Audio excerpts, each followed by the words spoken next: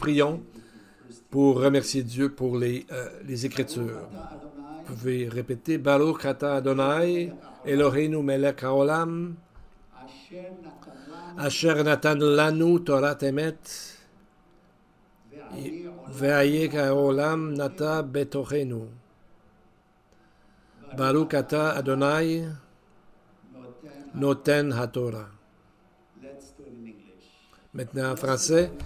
Seigneur, nous te louons, Seigneur notre Dieu, toi qui es le roi de l'univers, qui nous a donné la parole de vérité et semé parmi nous la vie éternelle. Nous te louons, Seigneur, nous te bénissons, qui nous donne, toi qui nous donnes les Écritures. Amen et Amen.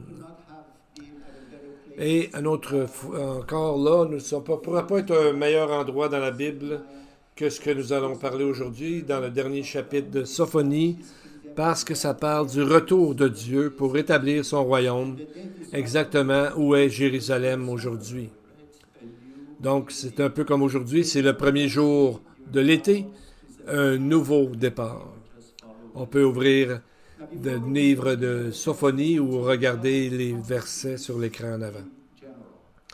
Quand on parle des prophéties de la fin des temps, qu'est-ce qu'on pense en général? On pense des guerres, du feu, du soufre, de destruction, des famines, l'économie qui tombe. Mais quand on regarde une plus grande image de la Bible, on voit qu'au niveau du temps, c'est juste un moment très court comparé à l'éternité. Les guerres finales, Gog et Magog, Armageddon et celles qu'on parle dans le psaume 83 sont dans une très courte période d'environ 3 ans et demi.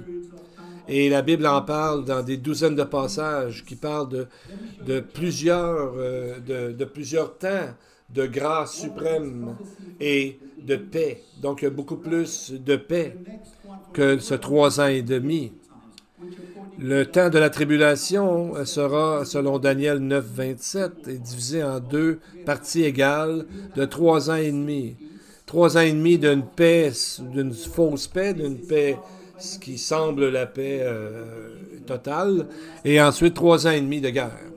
Et ensuite, ce sera suivi du temps messianique de 1000 ans, du millénium, et ensuite ce sera l'état éternel, l'éternité, qui pour les croyants sera un temps qui n'arrête jamais, un temps de bénédiction, de joie et d'harmonie.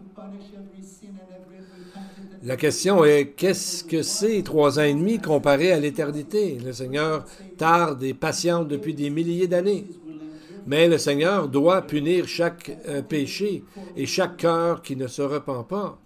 Mais la personne qui accepte le Seigneur, confesse ses péchés et le connaît comme son sauveur personnel, son pardon, sa miséricorde gardera intacte pour toute l'éternité. Et on voit dans Sophonie, chapitre 3, qui commence à le verset 9, on voit un temps qui aura la paix, la joie, la connaissance de liberté, et la connaissance et la liberté de l'oppresseur, un temps de grande prospérité économique. Un temps où la maladie n'existera plus, ce sera une période de temps où l'homme sera en harmonie avec la nature, quand les animaux seront en unité, au lieu de se manger un l'autre, ils mangeront un à côté de l'autre. Et on voit, ça ressemblera au jardin d'Éden avant la chute. Ce sera un temps où tout le monde adorera un seul Dieu, un berger pour chaque nation. Seulement la Bible tient la clé de cette espérance que tout cœur d'humain a dans son cœur pour l'harmonie et la paix. Aujourd'hui, un croyant dans la Bible peut dire « On n'a encore rien vu encore, parce que le meilleur est toujours à venir dans tout ça. » Dieu garde ses promesses et les croyants sont les récipiendaires des bénédictions de Dieu. Alors, nous allons lire des versets, entre autres les versets 9 à 20, où il y a une profonde vérité, où nous allons voir que Dieu se réjouit d'une façon qu'on voit très rarement dans les Écritures. C'est un petit aperçu de la joie divine qui est vraiment profonde et qu'on n'oubliera jamais. Nous allons considérer le texte ici 12 fois où Dieu dit « Je ferai telle chose ». Il dit « Je donnerai au peuple des lèvres pures, à Israël et à toute l'humanité, pour ceux qui font qu'ils invoqueront le nom de l'Éternel, le Dieu de la Bible. » Verset 11, il fera disparaître le péché, il préservera un reste de croyants. Verset 12, il dit, je laisserai au milieu de toi un peuple humble et petit. Il fera de toi sa plus grande joie. Verset 17, il se réjouira. Encore une fois, verset 17, on voit l'excitation, la joie du Seigneur de ce moment. Il gardera le silence dans son amour. Verset 17 encore. Je rassemblerai ceux qui sont tristes. Verset 18. Verset 19. Je délivrerai les boiteux. Je ferai d'eux un sujet de louange et de gloire. Au verset 20. Je vous ramènerai. Je ferai de vous un sujet de gloire et de louange. Verset 20. Je rétablirai vos captifs. Donc, il ramènera Israël à la maison. Il ramènera leur fortune, même, on pourrait traduire comme certaines traductions. Tout ça, le Seigneur promet de le faire, et bientôt. Le Seigneur il nous donne un texte pour voir que les promesses qui ont été adressées à Abraham il y a plus de 4000 ans seront enfin accomplies. À Abraham, Dieu a promis, « Je ferai de toi une grande nation, et je rendrai ton nom grand. » Genèse 12 et Genèse 15. Et c'est là que Sophonie 3.20 nous dit, « En ce temps-là, je vous ramènerai, dit le Seigneur. En ce temps-là, je vous rassemblerai, car je ferai de vous un sujet de gloire et de louange parmi tous les peuples de la terre. » Difficile à imaginer alors qu'on voit Israël est vraiment entouré de haine aujourd'hui, mais c'est ce qui va arriver. Dieu l'a promis. Et Dieu a promis qu'il bénirait Abraham et ses descendants. Donc, ses descendants d'Abraham, qui est le père de la foi, ce sont les croyants. Il dit, Sophonie 3.15, « L'Éternel a détourné tes châtiments. Il a éloigné ton ennemi. » Donc, on voit ici la fidélité de Dieu envers son alliance qui arrive à son maximum. Le jugement est enlevé, les ennemis sont défaits et les bénédictions accomplies. Parce qu'il avait dit à Abraham que toutes les familles de la terre seront bénies en toi. Et on voit dans Sophonie 3.9 que le monde entier invoquera le nom de l'Éternel. Il y aura un seul Dieu qui sera adoré. À Abraham, Dieu a dit dans Genèse 12.7, « Je donnerai ce pays à ta postérité. » Et au Genèse 15, il dit la dimension à partir de la rivière d'Égypte jusqu'à l'Euphrate et le pays que les Juifs n'ont jamais occupé de cette dimension de territoire.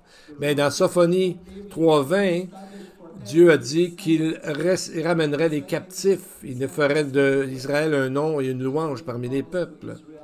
C'est exactement comme il avait promis à David, 2 Samuel 7.12.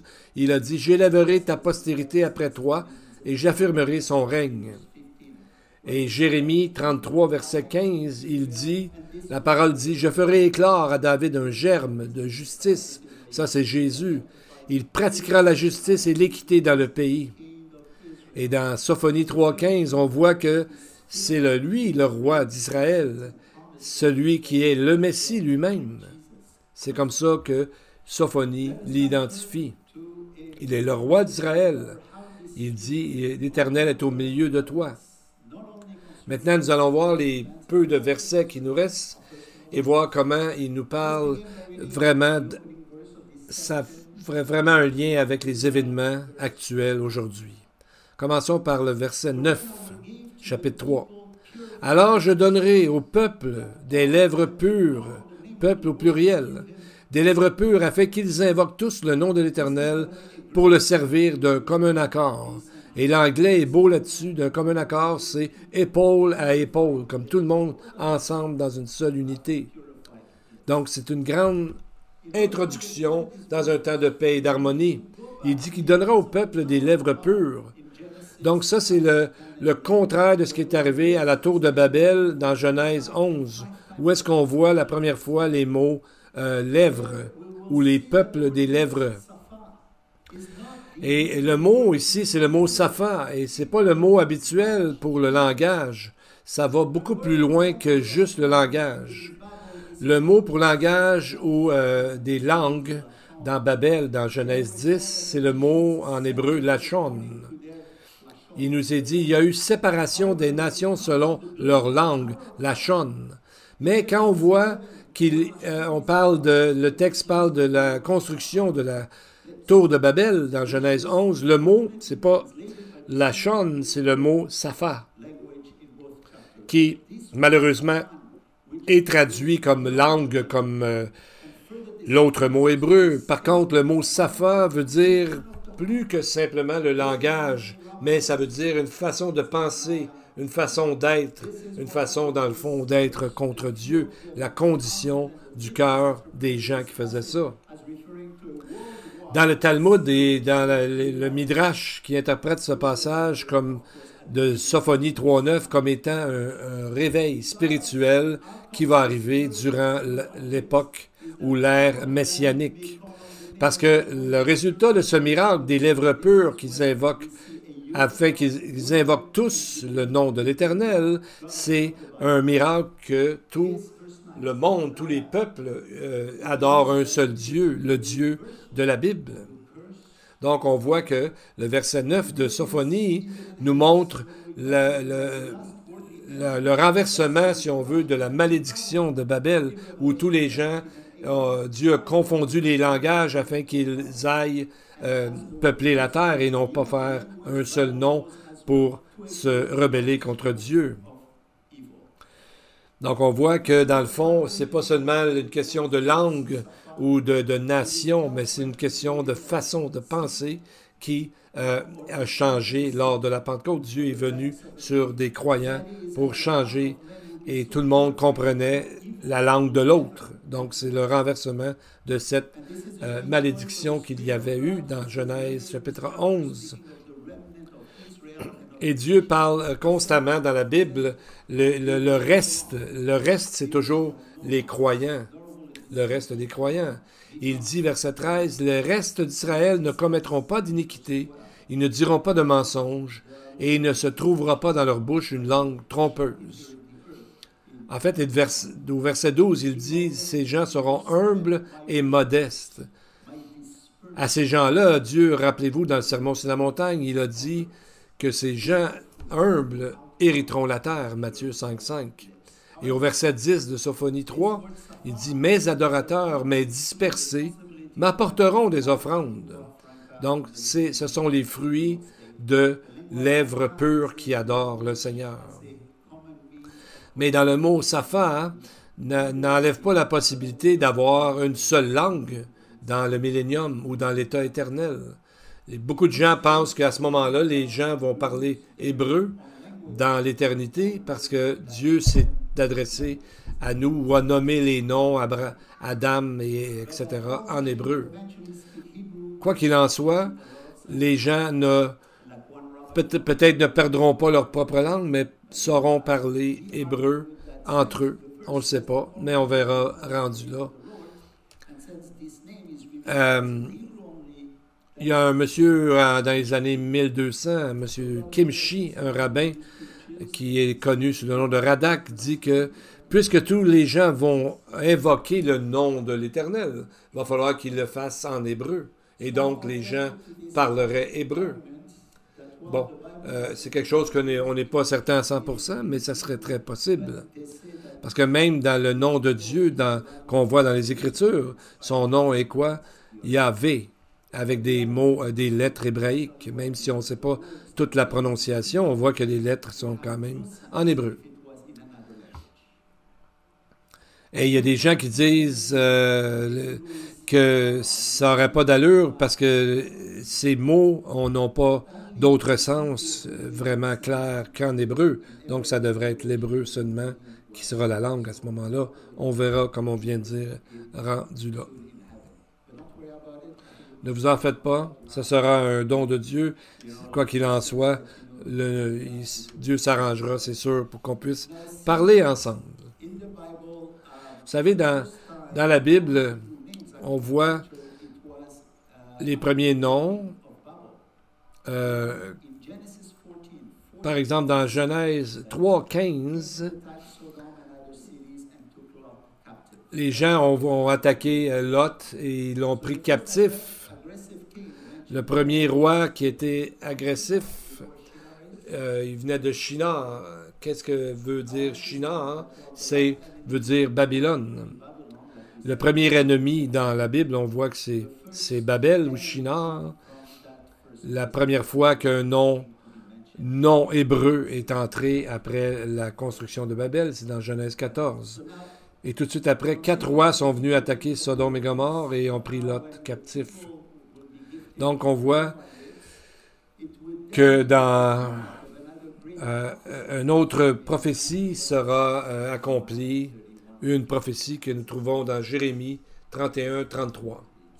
Dieu dit, « Voici l'alliance que je ferai avec la maison d'Israël après ces jours-là.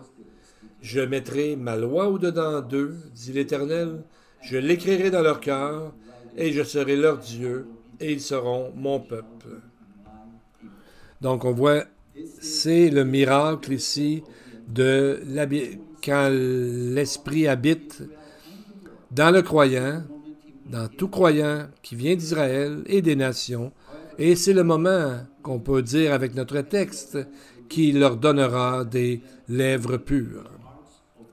Mais on n'a pas besoin d'attendre ce grand miracle pour commencer dans nos cœurs de croyants envers Jésus.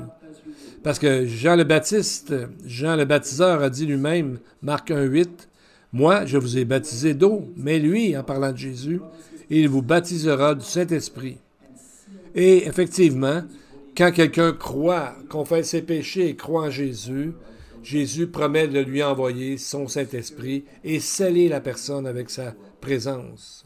Aujourd'hui, le Seigneur a accompli la loi nécessaire à offrir le salut, et à ce moment-là, par la foi et la repentance et la confession, l'Esprit vient habiter le cœur du croyant. C'est pour ça qu'on voit que le monde entier sera converti. Il est dit, car ils invoqueront le nom de Dieu, juste après que Dieu ait dit qu'il leur donnera des lèvres pures.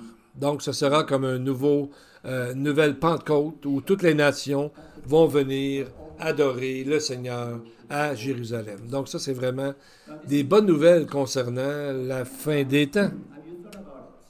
Est-ce qu'on a pensé à ça dernièrement? Combien ce sera magnifique quand l'amour et la paix et l'harmonie couvrira tout ce monde? Et c'est-à-dire que les gens reviendront à leur racine, à leur origine, leur créateur. Et en plus, on voit que l'humanité sera complètement guérie physiquement et spirituellement. Sophonie 3:11. En ce jour-là, tu n'auras plus à rougir de toutes tes actions par lesquelles tu as péché contre moi. Car alors, j'ôterai du milieu de toi ceux qui triomphaient avec arrogance, et tu ne t'enorgueilliras plus sur ma montagne sainte. Le Seigneur va enlever la honte à rougir qu'il est dit dans le texte. En hébreu, c'est le mot bosh. Quelle est cette honte? Vous savez, la première fois qu'on voit le mot honte, c'est quand? Après que Adam et Ève ont chuté. Avant, ils étaient dans un état neutre. Il n'y avait pas encore aucun péché. On lit dans Genèse 2:25, il n'avait aucune honte. Donc, il n'y avait aucune honte qui n'existait avant la chute, avant le péché. Mais quand le péché est arrivé, quand ils ont désobéi, ils se sont cachés de Dieu et ont commencé à avoir honte, à avoir peur. C'est ce qu'Adam a déclaré. Donc, c'est cette honte-là, alors que le péché a commencé. Imaginez-vous quand il n'y aura plus d'offense, il n'y aura plus de chicane, il n'y aura plus de péché du tout. Ça sera disparu pour toujours, et c'est vraiment une pensée réconfortante que le Seigneur a promis. Il a dit qu'il va prendre tous nos péchés et il va les lancer au fond de la mer, comme il nous promet dans Michée 7:19. Dans Apocalypse 21, on voit qu'il n'y a plus de mer dans l'état éternel non plus. Cela symbolise qu'il n'y aura plus de péché parce qu'on voit souvent dans la Bible le lien que la mer ou les eaux qui rugissent sont une image du péché. Maintenant, on peut se demander comment se fait qu'Adam est soudainement devenu apeuré. C'est l'effet du péché immédiat, la peur, la culpabilité, qui finalement se tourne souvent en anxiété. La culpabilité, spécialement, c'est une réponse émotionnelle et morale quand la personne croit qu'elle a fait quelque chose de mal, spécialement quand ils ont brisé une loi morale ou, de façon plus importante, les commandements de Dieu. Et ce sentiment peut nous paralyser, nous-mêmes, les croyants, et qui ne se confient pas complètement en Dieu pour effacer nos péchés. Il est dit dans 1 Jean 1, 19, « Si nous confessons nos péchés, Dieu est fidèle et juste pour nous les pardonner et nous purifier de toute iniquité. » Donc, on peut expérimenter la liberté, même maintenant. On peut commencer ça maintenant, si on ne l'a pas fait récemment. On n'a pas besoin d'attendre trop longtemps parce que Dieu nous avertit que notre cœur pourrait s'endurcir. Et le texte de Sophonie 3 nous parle souvent d'un reste d'Israël et un reste des nations même. Mais qui est ce reste? Sophonie 3, 12, 13 dit « Je laisserai au milieu de toi un peuple humble et petit qui trouvera son refuge dans le nom de l'Éternel. Les restes d'Israël ne commettront pas d'iniquité, ils ne diront pas de mensonges, il ne se trouvera dans leur bouche pas une langue trompeuse, mais ils se reposeront, paîtront en paix, personne ne les troublera. » Donc le mot « reste », on le voit 3 fois dans ce livre. Dans Sophonie 2.7, le pays des Philistins reviendra à Israël. Il est dit pour le reste de la maison de Juda. Sophonie 2.9 dit « Le reste de mon peuple les pillera, le reste de ma nation les possédera. » Donc, qui est le reste?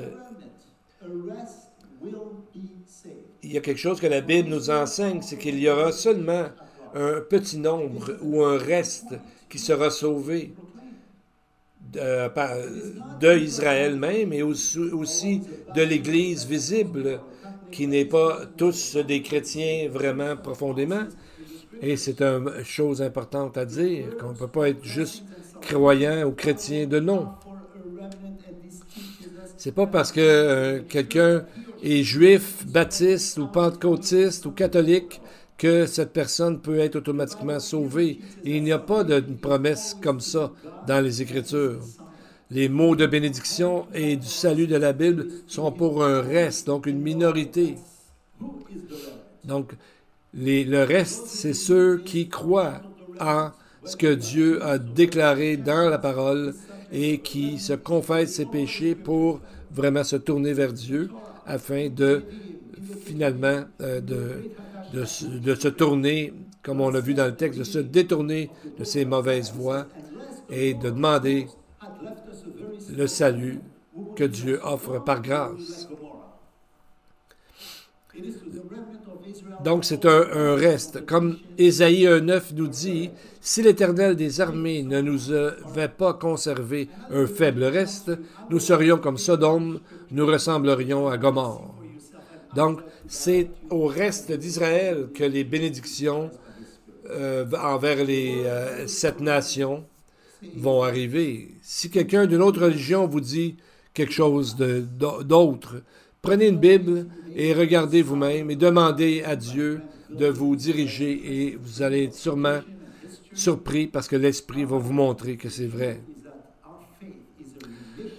La vérité, c'est la relation avec Dieu d'abord et non pas une tradition ou une histoire ou des élucubrations de toutes sortes qu'on peut entendre aujourd'hui.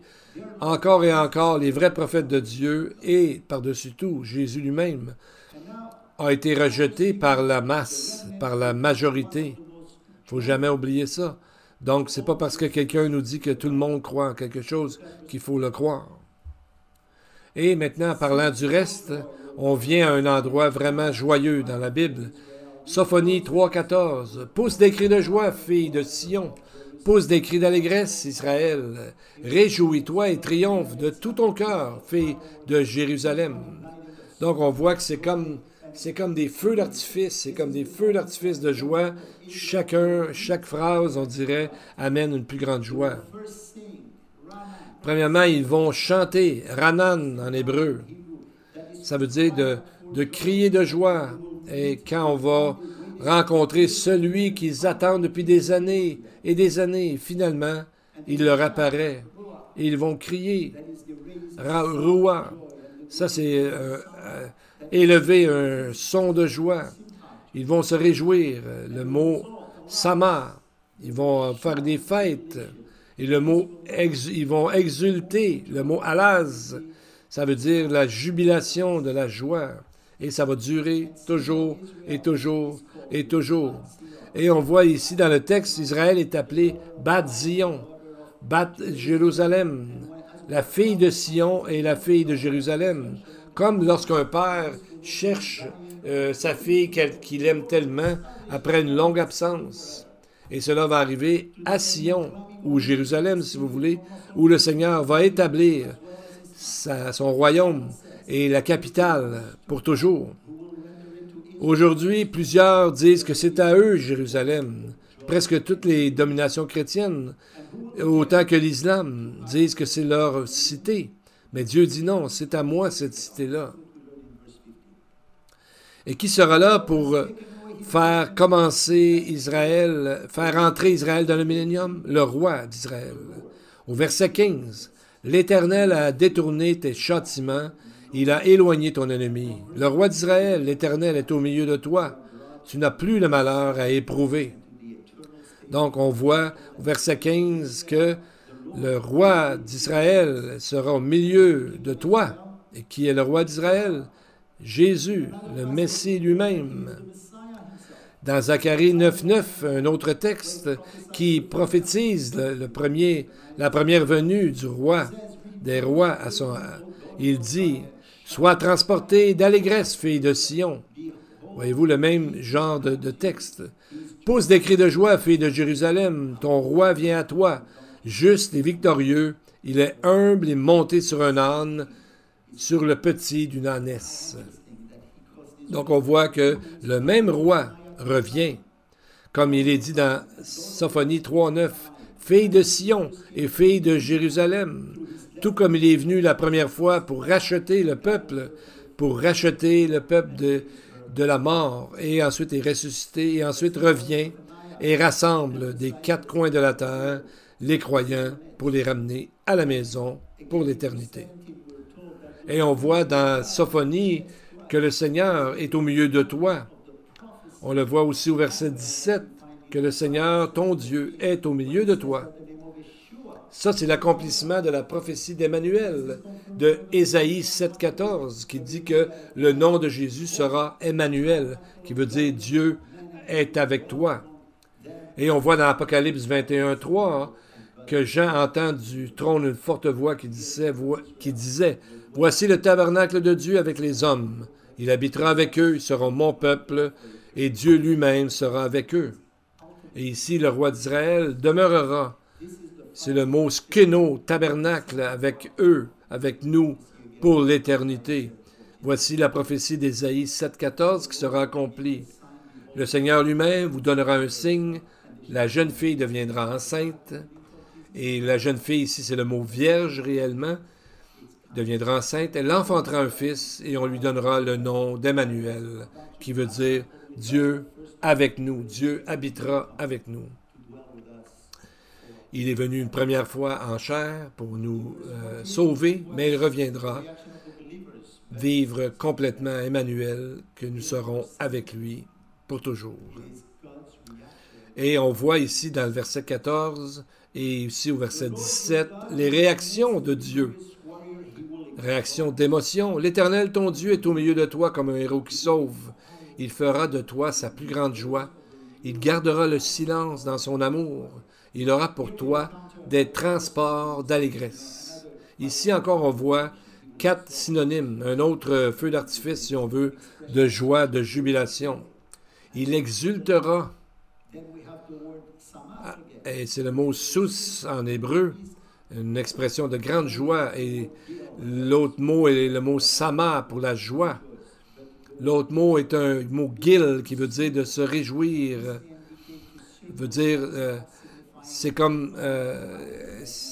mot qui veut dire tourner en rond, comme si on serait tellement heureux que ça n'arrête pas. Un peu comme Marie-Madeleine qui tenait à Jésus, qui ne voulait pas qu'il s'en aille, ne voulait pas le laisser aller. Donc c'est un peu l'image, qu'on sera tellement content, on ne voudra plus jamais que ça s'arrête. Et ensuite, on voit le mot rina, qui veut dire de crier à haute voix, de crier de joie, de chanter. On voit que Dieu chante. C'est comme ça que le texte nous le dit.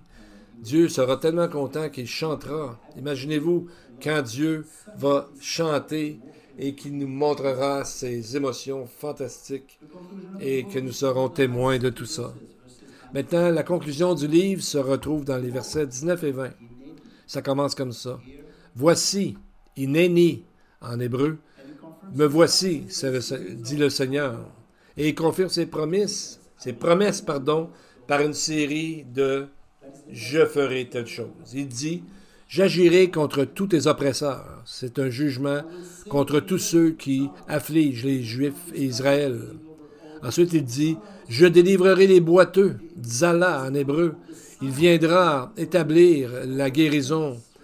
Mais ce mot veut aussi dire le côté d'une colline, une terrasse, comme si on peut penser que Jérusalem et le temple sera reconstruit pour les temps messianiques, comme on voit dans Ézéchiel. Il dit finalement, je ferai d'eux un sujet de louange. C'est le moment où toutes les nations reconnaîtront la place d'Israël dans le cœur de Dieu. Et finalement, il dit, je ramènerai vos captifs. Donc, tout ce qui appartient à Israël reviendra à Israël. Et les derniers mots de ce livre, c'est comme si Dieu signait. Il dit, ainsi parle l'Éternel. Ça finit comme ça a commencé. Les premiers mots du livre étaient, la parole de l'Éternel dit telle chose. Et les derniers mots, voici ce que le Seigneur a dit. Ainsi parle l'Éternel. Alors c'est vraiment le livre de Sophonie qui semble court, mais qui est très long ou très profond en richesse, en profondeur et qui nous donne de grands espoirs, car nous allons de plus en plus vers le temps où nous serons enfin avec notre Dieu. Ça se lit rapidement, mais quand on l'étudie, on aura de grandes richesses. Remercions le Seigneur en priant. Let's bow our head in prayer. Avinu Malkenu, our Father, our King, you've made us your children. That's such a privilege, Lord. And now, Lord, teach us how we can keep your word and follow you every day, every hour and minute in our lives. Help us to realize your full presence so that all that is fearful and despairing and all that is vain and defiant, even all our unbelief and superstition, may just go away from us. And so, Lord, today we ask that you fill this place with your power and your participation, for we have offered to you our praises and our love. Heal the sick, comfort the weary. Give us all this powerful joy from heaven so that we can be the salt of the earth and bring light and blessing wherever we go. And to the congregation, the Lord bless you and keep you. The Lord make his face shine upon you and be gracious to you. The Lord lift up his countenance upon you and give you peace. Amen and amen. Oh, Jerusalem, I have set